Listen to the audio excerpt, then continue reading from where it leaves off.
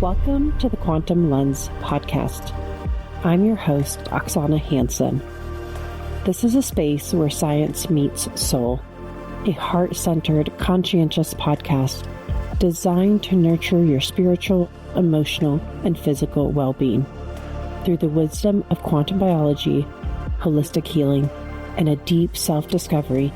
We'll explore what it truly means to live in alignment.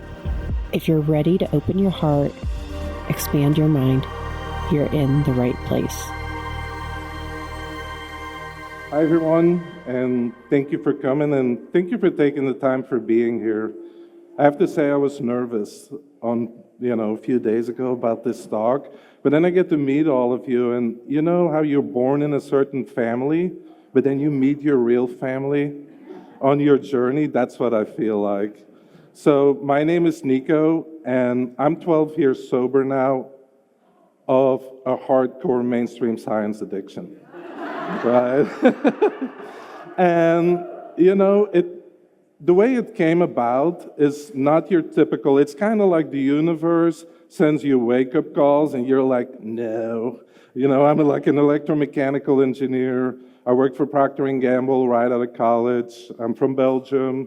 And then I was moved to the United States to their headquarters, and I was very successful, and I climbed the corporate ladder, and 15 years into it, I was like, what is wrong? Society gave me this playbook, get a good degree, get a good job, then you can buy all these cool things.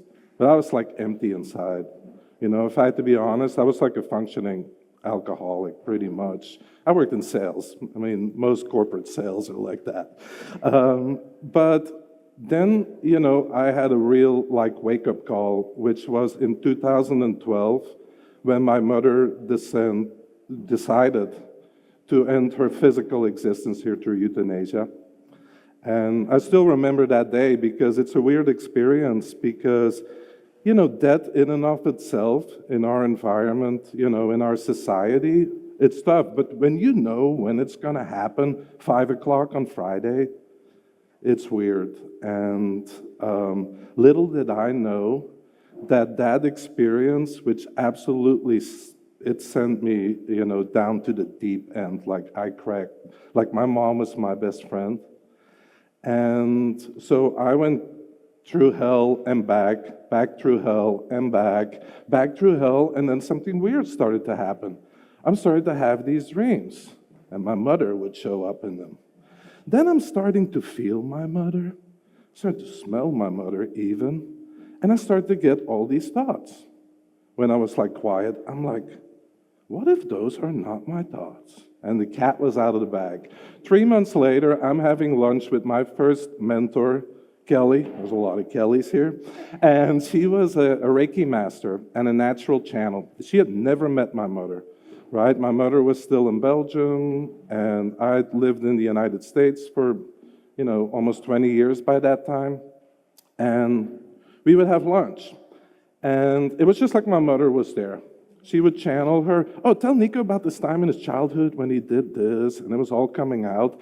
And my mother told Kelly, he's probably going to think he's losing his mind because he's really skeptical about this because I didn't believe in any of this subtle energy, universal mind. God, I'm like, come on, give me a break. That's all woo-woo, right? So then she said to Kelly, okay, here are 5 things or so from Nico's future that I'm going to predict now.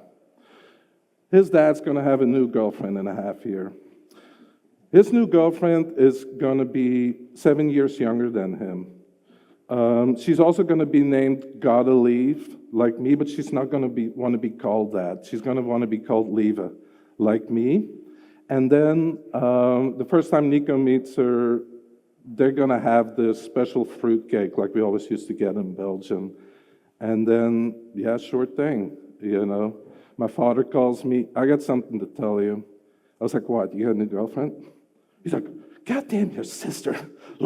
I told her not to tell anyone, blah, blah, blah. How'd you find out? Well, Mom told me. Oh, you're talking to your dead mother again. It's oh, gosh. I talked to my psychiatrist about that, and he says, you know whatever floats his boat, if it makes him feel better, let him believe that. Until, and that's a story for another time, until one day, he was not being so nice to me while I was visiting in Belgium, and my mom showed up in his bedroom at 2 in the morning. And that just like absolutely rocked this world, So fast forward, I met like a true Daoist like spiritual master that has like what they call gold dragon body, is like a rainbow body in Tibet. Because I was like, into the new age for a little bit. I was like, man, that's not for me. I don't know about this. I want to know if this stuff are real, and I want a real teacher. And he found me years later, and then I saw really like superhuman stuff. And I had some crazy experiences, which I'm happy to elaborate on some other time. But basically, I saw it with my own eyes. And not only did I see it with my own eyes, but he actually said, this is our human potential. This is in our DNA, teleportation, levitation, like moving things with your mind. That's actually not supernatural, but it's natural when we are fully connected. So a few years later, I get into like biogeometry, studying with Dr. Gilbert, who sadly passed away this year, and with Dr. Kareem, and I started to see why I had to be all science first, then have these crazy spiritual experiences, and then learn a science about the spirituality. And then I realized when the science is truthful, the science and the spirituality are two different perspectives on exactly the same thing. So what I'd like to talk about today, I skipped, is let's first look at, returning to nature. And I say, let's make sure we have a nature to return to. Now, nature will be here, in my opinion. Whether we're all going to be here, that's a whole different question, right? Because we are an integral part of nature. My lungs have an intimate relationship with those trees, right? Without those trees, my lungs are not going to function. So all of you here, you're paying real good attention, to your inner organs and staying healthy. But how healthy are your outer organs, right? Which is nature. So this brings us into like why we got ourselves into this mess. And I believe it's like the myopia of like mainstream science. And Dr. Kareem always talks about how what we consider to be all there is really maybe about 2%. And you maybe have seen the iceberg, right? I learned about the iceberg when I had all these like emotional traumas, and I was doing all my affirmations, and in my mind I knew what I wanted, but I couldn't do it. And I realized that the subconscious mind is what runs the show. So I became a certified hypnotist, trained with David Schneider, did countless regressions, and helped a lot of people. And this is very, very similar, but then from a subtle point of view, right? So if you really, it's the 98%, so the 2% that, science focused on is the world of the senses. It's like the left brain, if you want. It's linearity, right? It's cause and effect. And what really runs the show is like the 98%, which I like to call like the subtle realms, which is this vast, subtle reality that is beyond the senses. It's multidimensional, it's timeless, all interconnected. And that's what really runs your biology, your emotions, your subconscious, your heartbeat. You're not going like every second, beat, beat, beat, right? Like your heart just beats by itself. And that is all governed by the 98%. And that realm is really governed by resonance, not logic or cause and effect. So there's many new like scientists out there, and they have a lot of good work. And I just chose Dr. Kareem and his physics of quality because I'm an engineer. I like to measure stuff for myself, and then I like to tinker with stuff, and I like to measure again and see what it does. And I love his system because he doesn't only have like a theoretical model that really made sense to me, but he has the tools, and you can learn for yourself to actually do scientific measurements in all these realms of all these different energy qualities, and that got me like super excited. Like Gary, I'm like a nerd. I like to nerd out on this stuff, right? So he developed what he called the physics of quality. So our mainstream science is all about quantity, like how strong is the field, how many, this, that. The physics of quality is really about like, instead of asking, how powerful is this energy, we ask, like, hey, what's the quality of it?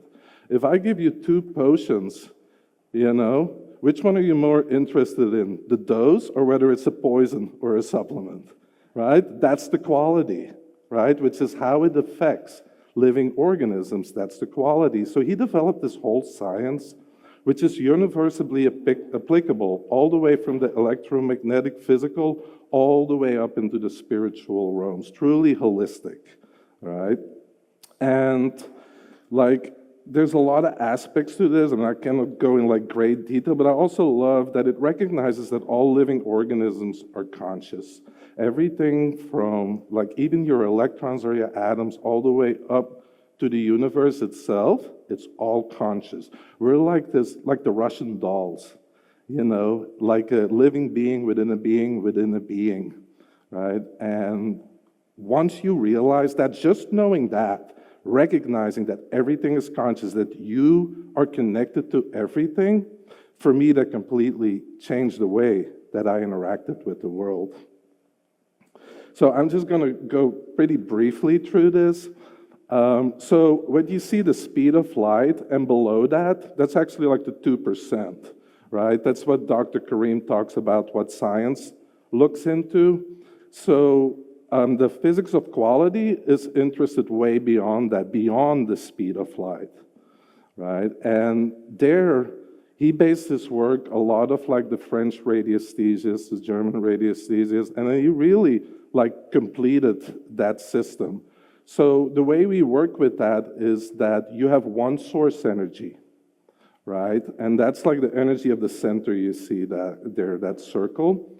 And from this one source energy, like 12 different polarized qualities manifest in our reality.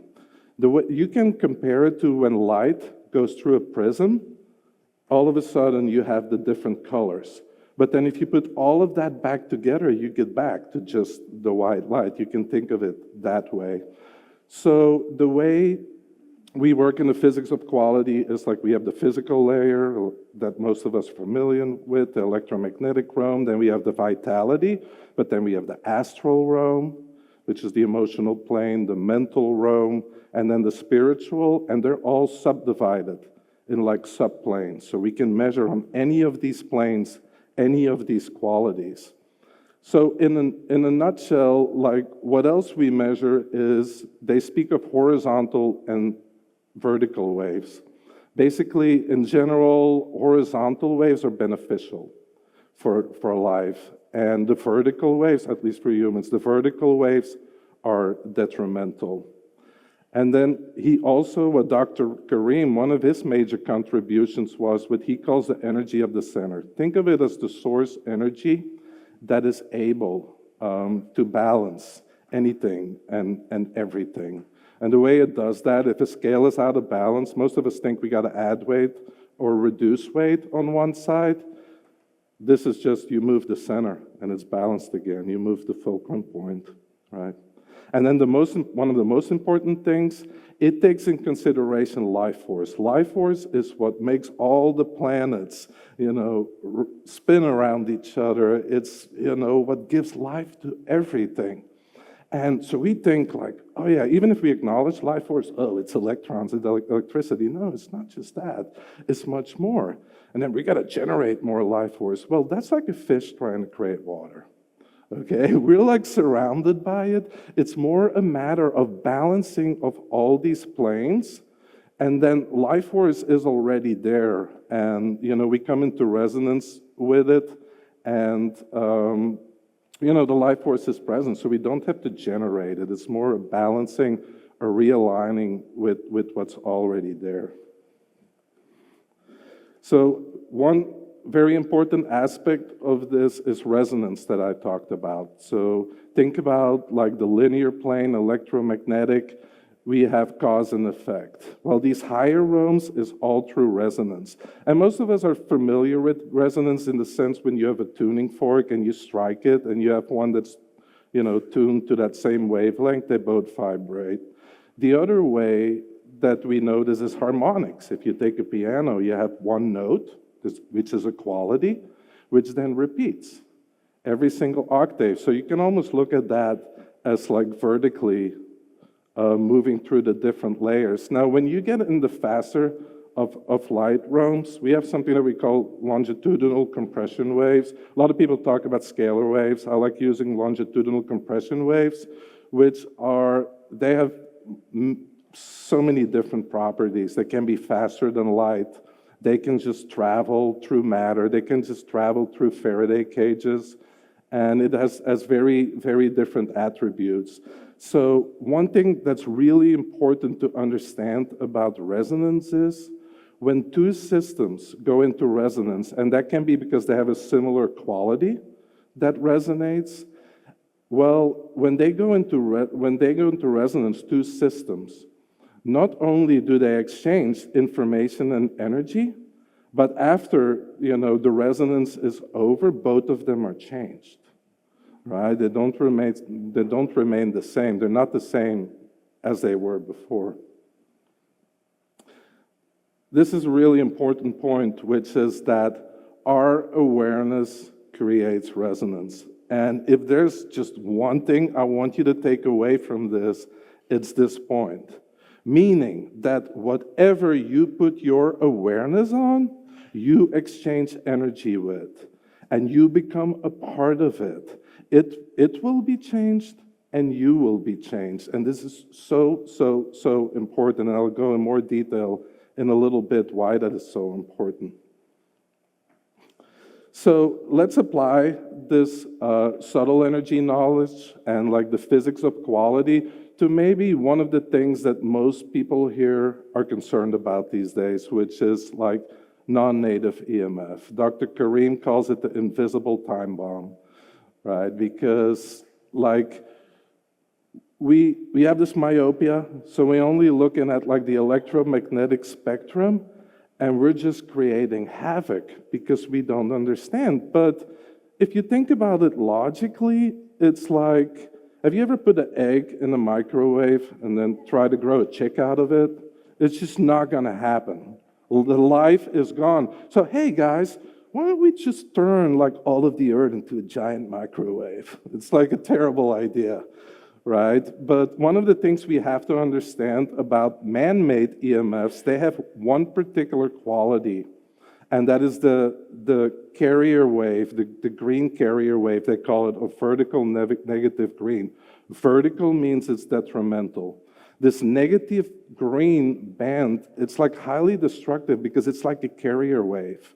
So you also have a horizontal, a beneficial carrier wave like that, which is what you form during prayer and meditation, and it really has a lot of benefits to where it can harmonize the energies. But in man-made EMF, it's this vertical negative green component that really is an issue because one of the things that it does, it dehydrates all living organisms. There is actually, and I forget his name, one of the French radiesthesists was working with the shapes of vertical negative green, and he basically died because of it. Just being exposed to that energy, it was just dehydrating him so quickly because he wasn't aware how detrimental this quality was. So Dr. Karim talks about how that's one of the most dangerous vibrational qualities in our environment. Now, the other thing we have to understand is EMF and electro smog. When most people are looking at non-native EMFs, they use their like EMF meter. Oh, it's really strong here. Oh, it's really strong there. Well, it doesn't really tell you anything because I could put a healing device here, electromagnetic, and I could put an energy weapon there, and they might have the same strength of field on your meter, and one kills you and one helps you to regenerate and to heal. You cannot tell that from an EMF meter. It just tells you quantity. It tells you how strong the field is. It doesn't tell you anything about the quality. So, that's one important aspect. But then we also have to look at, the difference between EMF and electrosmog.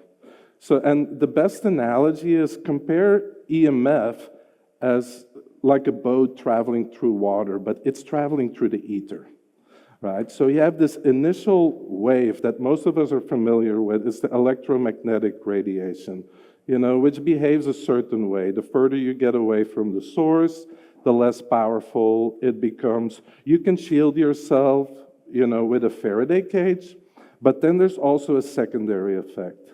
And when you look at a boat, after that big wave is gone, you have all these little ripples. They're much more subtle, but they linger. And they travel far and wide. Now think about a lot of those going on, then they go into resonance. And they start forming a standing wave.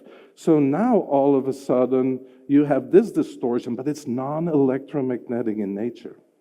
But it disturbs all of your subtle planes, your emotional, your mental, even your connection to the spiritual planes, and your meter is not going to pick up on it. And you're not going to be able to shield yourself with a Faraday cage because it will travel right through that, right? So I have a lot of people that contact me and say, like, I have everything wired, my EMF, is so low, but I still have the symptoms, and my doctor tells me it's psychosomatic, that I'm going crazy. I'm like, no, you're not going crazy, because they only look at the electromagnetic. We have to measure on the higher planes, and we have to measure the quality, because this electrosmog, it's kind of like when you land at Vegas airport in the middle of the night, it's all dark, and then you see this haze that's just hanging there. Right? You could compare that to electrosmog, but invisible.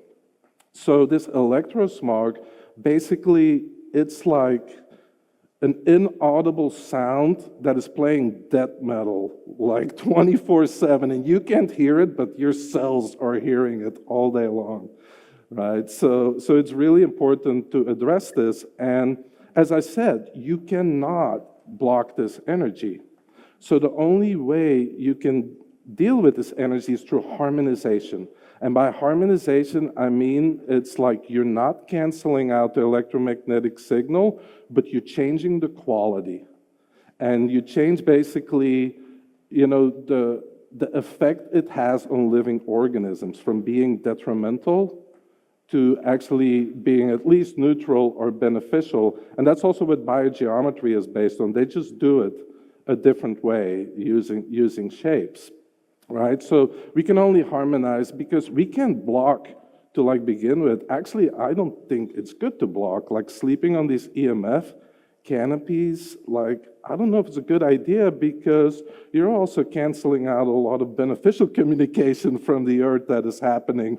So, it's kind of like during a fire drill, there's a lot of noise and you just put noise-canceling headphones on and then, I don't hear all the noise anymore, but the fire drill is happening and you don't hear it. So you're canceling out the good and the bad with this. So harmonization is the key, and for me is the only way forward to deal with this because we have satellites now. You can't escape the EMF. Even if you live out in nature, remember, this electrosmog goes far and wide. And it still disrupts all these different levels of our being. So how to cook your nervous system in 4 simple steps. So think about awareness equals resonance and what a lot of quantum people would refer to as entanglement, right? So first of all, surround yourself with man-made EMFs. Check. Step 2, now you got to focus on them. You got to worry about them. I cannot believe our neighbor got a Tesla and he's charging that right by our bedroom. You see that another 5G tower going up? There's another one going up right there. All right, awesome. So even more resonance. We're focusing on this. Now we're going to add some emotion, right? Ew, I'm so pissed off. Oh, this shit scares me. I feel so helpless. What can I do? Oh, those are vertical waves. Great. Now there's even more resonance because guess what? This man-made EMF, vertical waves. So now you're creating even more, resonance. And then, hey, I'm a hypnotist. Like, I understand the subconscious mind better than most, probably. Here's the thing. You do this all day long, subconscious mind is like, don't worry, got it. You love those energies? I'm going to seek those out for you everywhere. Automatically, you don't have to worry about anything, right? So you will find yourself, and this is no joke, like I see this all the time. I go to people's homes and I start measuring. Man, they put their bed or that chair on the worst spot in the house. I wonder why they picked that place, right? Because people are not aware of it, but unconscious mind runs the show, and it's just like over there. And you put it there, and now you're sleeping on a crossing of like two detrimental energy grid lines. You got EMF, which even amplifies that. Yeah, it's a recipe for disaster. So what can you do really about this? Well, focus on things that are alive, right? Because think about how we've all trained our minds to always look at our devices and man-made things. You know, look at the tree when you go out for a walk, not that 5G tower that they just put up, right? Then the other thing is clean up your emotional body, you know, your mental bodies through emotional clearing techniques. And that's something I'm happy to teach. I'm talking to Carrie about this. Like, hey, if you guys get a group together, I'm happy to teach this for free to anybody. Only cost is paid forward. Teach more other people, you know, teach other people how to clear it up, because now you have less vertical waves in your system. That's also less resonance. But then ultimately for me, it's about we always have access to a harmonizing energy, to the source energy right within us. You know, so even if you are in a smart city and you are surrounded, you can always choose to connect with your heart, with your source energy.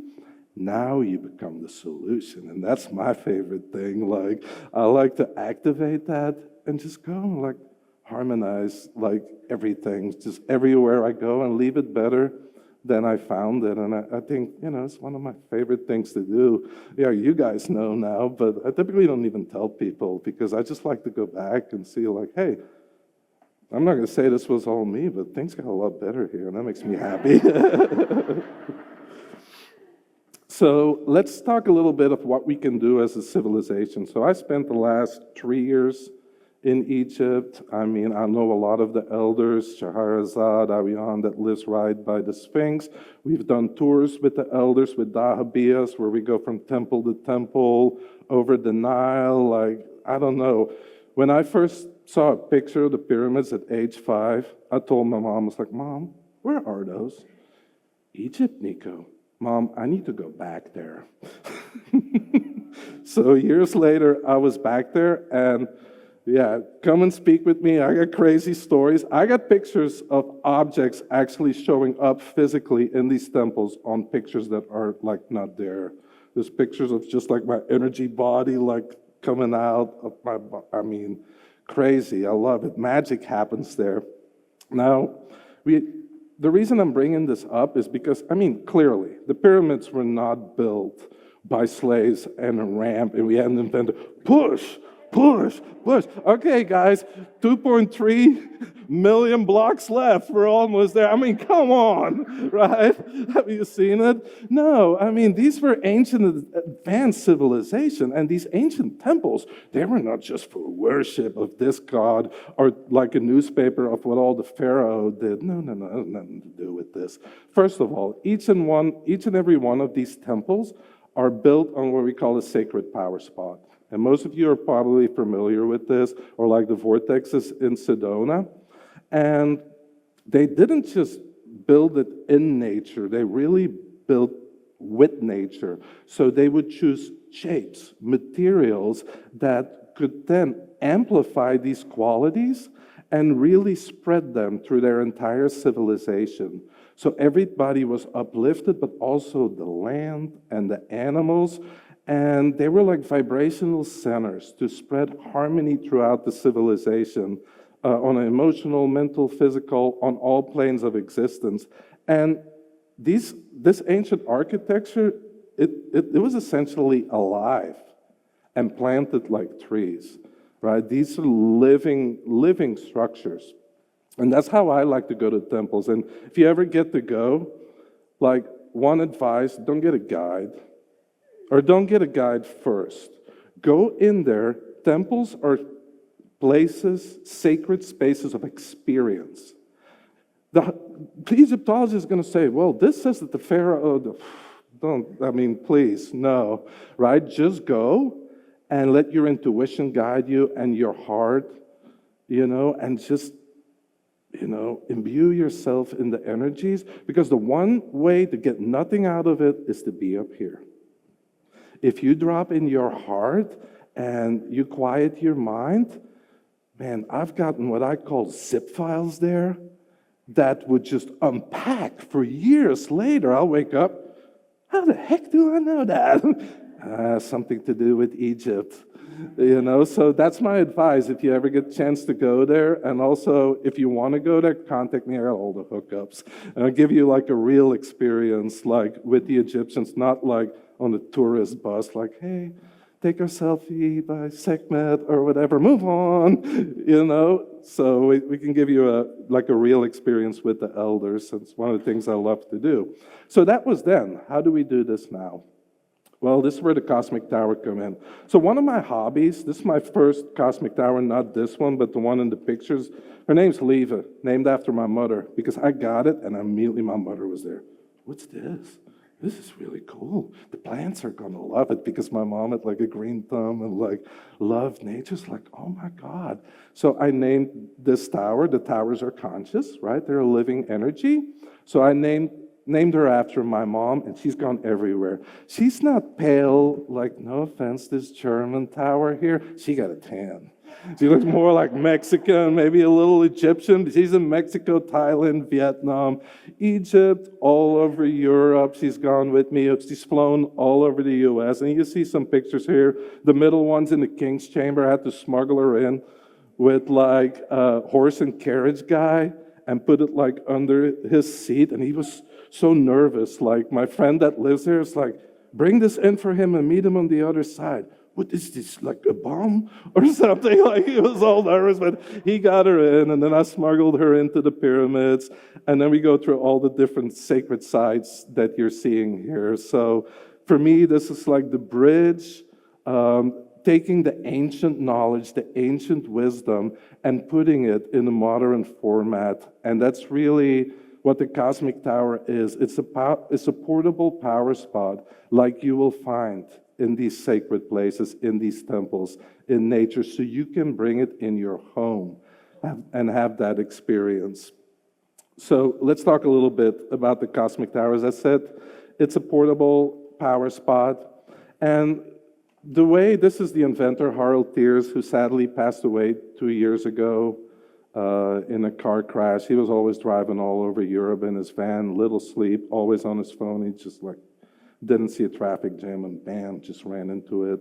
But he was an amazing guy and like so heartfelt. When I met him and he was speaking, here's what really excited me about this project. This was not another tool like, hey, let's protect me and my family. Nothing wrong with that, right? But they also had the way bigger towers that helped to regenerate nature.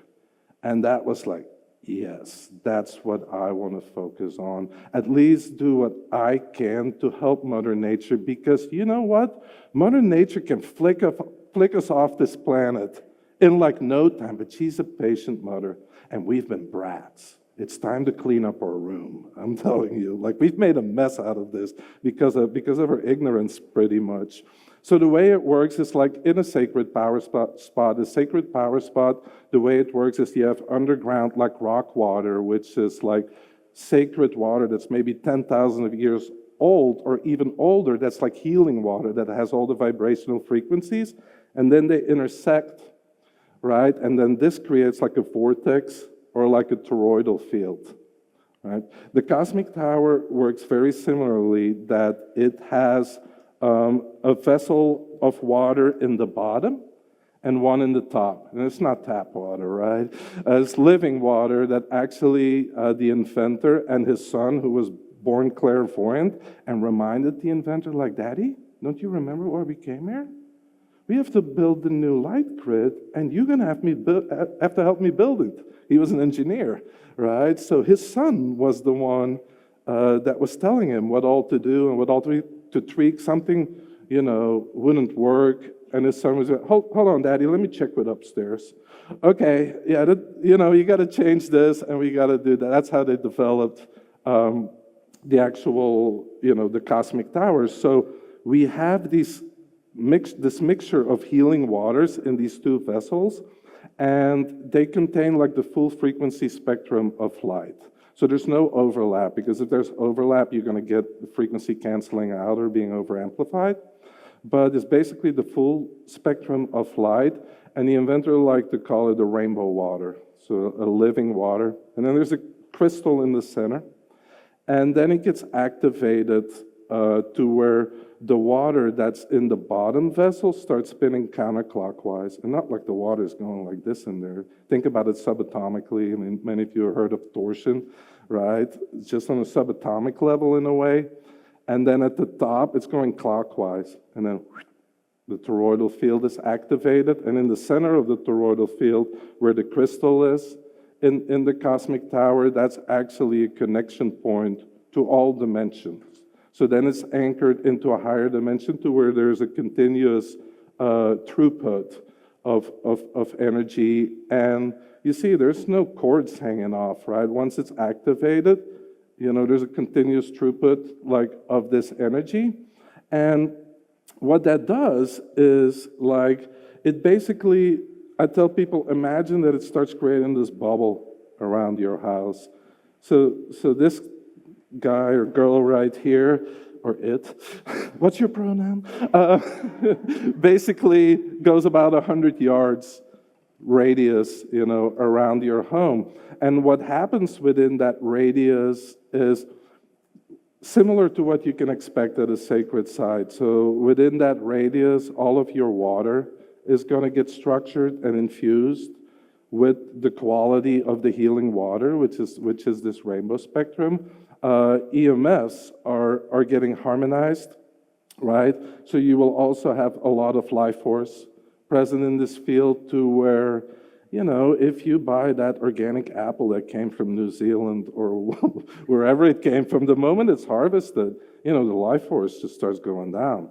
You add to that non-native EMFs, and it's going down. By the time, like, you buy that organic apple, forget it, like, the life force is out of it, right? The cool thing with the cosmic tower is you bring it back into this bubble, and basically, the life force gets infused. It's present again in the food that you consume, right? And then it does a lot of other different things. People always ask me, does a cosmic tower heal this or heal that?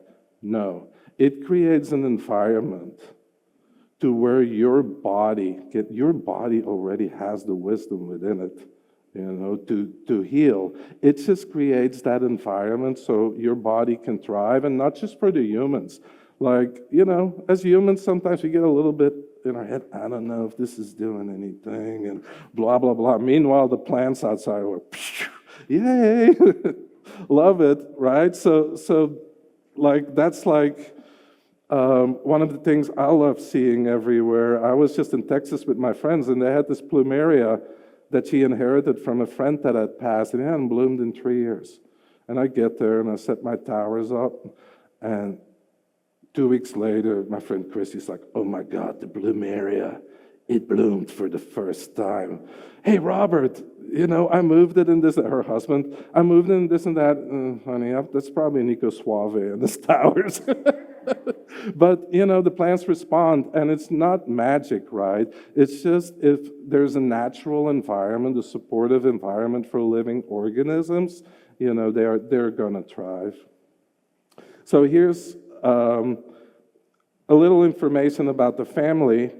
So we have the really small one, that's just for travel, and it doesn't have enough power to help you, balance like your emotional bodies and strengthen your aura and this and that. It's just to keep you from going backwards while you're traveling, while you're outside of the range of your bigger tower.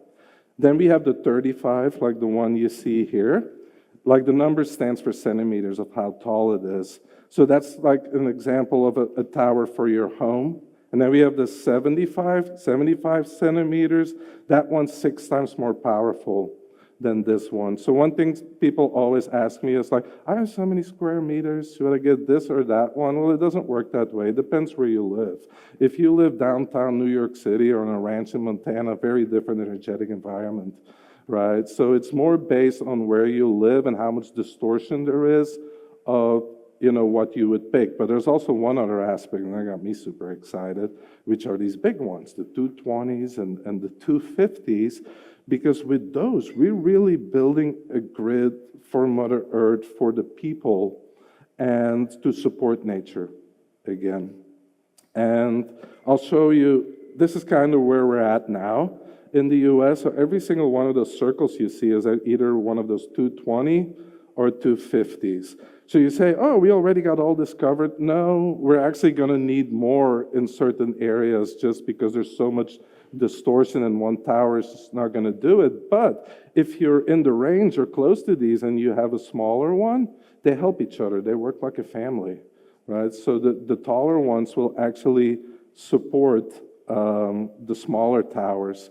And the inventor, I mean, he is a force of nature. He sold like 25,000 towers in Europe in under 3 years. He got 800 of the large towers deployed in Europe, a lot of them in Switzerland and other countries. And we're working on it in the US. And really my hope, and within my heart, I hope that years from now, we don't have to worry anymore about protecting of EMFs simply because we built a new grid. So all of us can just drop all that worry, and really, you're all here to express what's inside, right? And to have a grid that supports that. That's what really excites me. So I don't like call to action because Tony Robbins, take massive action. Well, if it's misaligned, or the quality of that action, you're not going to really get anywhere. So no call to action, but a call to remembrance, because it's already, it's already within you, right? You have access to nature's intelligence, to this one harmonizing quality within. So it's really like at this point, it's either going to be a golden age or we're going to fall on our face, pretty much. So it's time for us to become stewards again of nature and stop cannibalizing. Stop building technology that drains our life force. It's more, let's align with life force, and we can build Wi-Fi routers that can heal. We can totally do it. Right, but it's not being done. I mean, they're creating all these smart cities. I think it's pretty stupid because it does everything. You just can't live in it as a human being. So what good is all this progress if it costs you your life basically, and it drains your life force and your vitality? And it's not like we have to go back to the Stone Age either. The future isn't just about going back to the ancient ways or technology. For me, it's both. It's like this sacred fusion where technology is guided by wisdom to where it can serve life on this planet versus trying to replace it. So we don't have to go backward. We just need to go deeper to what's already inside and to go forward with connection to nature. We are nature. We're an integral part of nature, right? So connect with your own nature within, with that wisdom within, and, let's just focus on bringing more life force, into this world. And I see the cosmic towers as training wheels.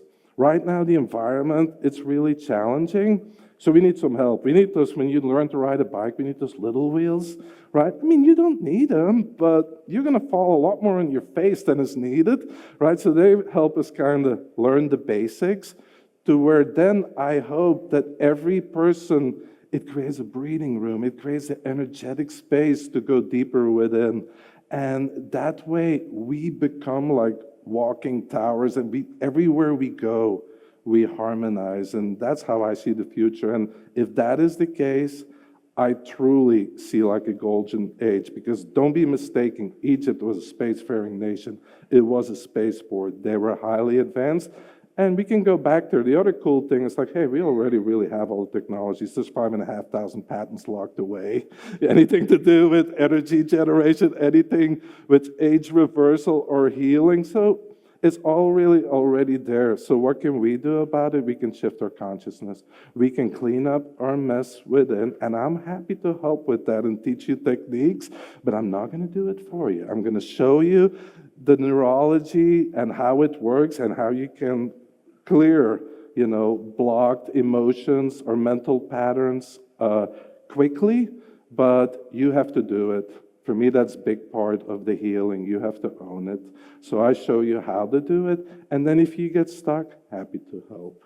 So anyway, if there's any questions, you can learn more on the Wellness Enterprise. If anybody has a podcast, I'm happy to come on your podcast, geek out, talk weird stuff, or just the Cosmic Tower. No problem. I can do any and all of those. And if you have any questions, please send us an email. And thank you for being all here, because you all are the trailblazers, right? And we changed this society from the grassroots, from all of you. If you knew how powerful you were, there wouldn't really be any worry. We would just be like, oh my God, we're these powerful beings. Let's do it together. And I invite you and all of you, to do that. So thank you very much. Feel free to grab me if you have any more questions. Send me an email, and thank you so much for being here. Thank you.